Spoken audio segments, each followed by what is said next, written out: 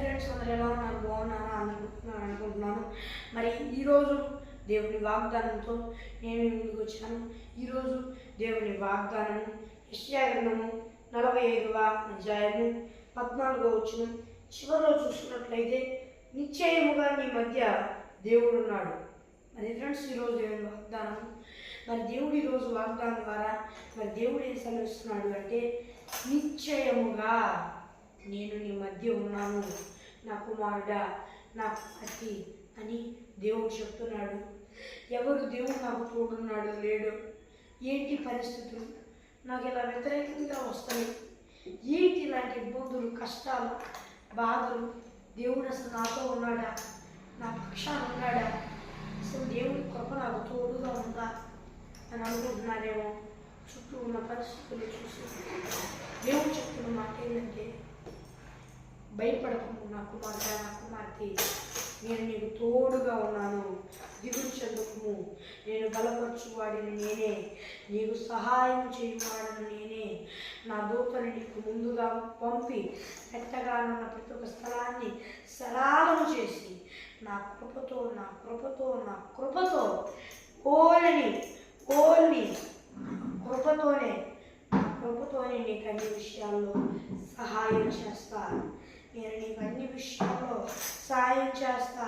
భయపడవాక, నేను నీ దేవుడనై ఉన్న ఇజ్రాయేలు ప్రభువు యెహోవాను. దిగులు చెందవాక, నేను తప్ప మరొక దేవుడిని లేడు. భయపడవాక చెప్తున్నాడు దేవుడు. మరి ఎవరు వణుకుతున్నారో, దేవుని కృప నాకుందా అని బాధపడుతున్నారో నాకు తెలియదు. కానీ దేవుడు చెప్తున్న మాట ఏంటంటే, నా కృప నీకు తోడుగా ఉంది. మెత్తగా ఉన్న ప్రతి ఒక్క స్థలాన్ని సరళం నేను చేస్తాను. నీకు ముందుగా నేను నడిచి నీకు దేవుడినై ఉంటాను. నిత్యము నీ మధ్య నివాసం చేసేదను, నిత్యము నీకు దేవుడిగా ఉండేది దేవుడు చెప్తున్నాడు. మీరు ఎవరు భయపడుతున్నారో, ఉనుకుతున్నారో నాకు తెలియదు. దేవుడు చెప్తున్న మాట నమ్మండి. ఆయనే మిమ్మల్ని బలపరిచి మీకు సహాయం చేస్తానంటారు. ఇజ్రాయేలు దేవుడు యెహోవానైన నేనే నీకు సహాయం చేయవాడనని దేవుడు చెప్తున్నాడు. మరి ఎవరు ఎలాంటి పరిస్థితుల్లో ఉన్నా భయపడకండి, దేవుడు మీకు తోడుగా ఉన్నానని అన్ని విషయాల్లో సహాయం చేస్తున్నాడు. మరి ఫ్రెండ్స్, ఈరోజు దేవుని వాగ్దానము మరి చిన్న ప్రార్థన చేసుకున్నాం. పరలోకమందున దేవా, నాయన ఈ మాటల ద్వారా ఎంతో స్పష్టంగా మాట్లాడావు. అందరూ బట్టి వందనాలు, స్తోత్రాలు దేవా. ఈ బిడ్డలందరూ ఈ భూలోకంలో ఉన్న వారందరూ నేను నమ్ముకొని మారు ప్రచారాలు పొందుకొని బాప్తిసం తీసుకొని రక్షణ పొందుకొని ఈ ఆత్మ అభిషేకం పొందుకొని సహాయం చేయాలి దేవా.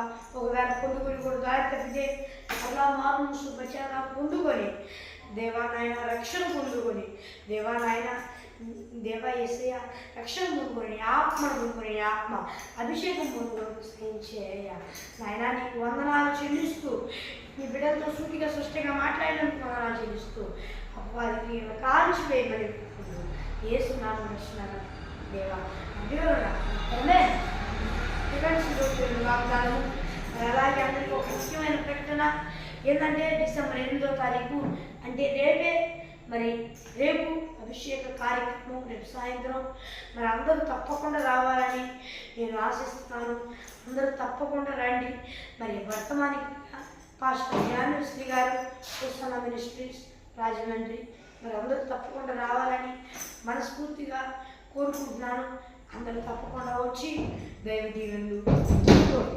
మరి ఫ్రెండ్స్, ఈరోజు దేవుని వాగ్దానము మరి భద్రావస్థ వరకు కనిపిస్తున్న +91 6305 9600 అనే నెంబర్కి కాల్ చేయండి. మరి ఒకసారి విషయం చెప్తాను. +91 6305 960088 అనే నెంబర్కి కాల్ చేయండి.